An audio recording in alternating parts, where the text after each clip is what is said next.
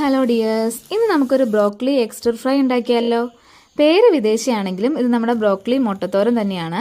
അപ്പോൾ നമുക്കതിനായിട്ട് ബ്രോക്കലി ചെറുതായിട്ടൊന്ന് അടർത്തിയെടുത്തിട്ട് അതിലേക്ക് ഉപ്പും മഞ്ഞൾപ്പൊടി ഇട്ട് നന്നായിട്ടൊന്ന് തിളപ്പിച്ചെടുക്കാം. ഒരുപാട് വേവിക്കരുത്, തിളപ്പിച്ചാൽ മാത്രം മതി. ഇനി നമുക്ക് പാൻ ചൂടായി വരുമ്പോഴേക്കും അതിലേക്ക് ചെറുതായിട്ട് അരിഞ്ഞ വെളുത്തുള്ളിയും ക്രഷ്ഡ് ചില്ലിയും സവാളയും ചേർത്തിട്ട് നന്നായിട്ടൊന്ന് മിക്സ് ചെയ്തെടുക്കാം. ഇനി നമുക്ക് കുറച്ച് ഉപ്പൂടെ ആഡ് ചെയ്യാം. ഇനി നമ്മുടെ തിളപ്പിച്ച് വെച്ച ബ്രോക്കോളി ചെറുതായിട്ട് അരിഞ്ഞതും കൂടി ഇട്ട് കൊടുക്കാം. എന്നിട്ട് നമുക്കൊരു 3 മിനിറ്റ് നന്നായിട്ടെടുത്ത് വേവിക്കാം. 3-4 മിനിറ്റ് വേവിച്ചാൽ മതി.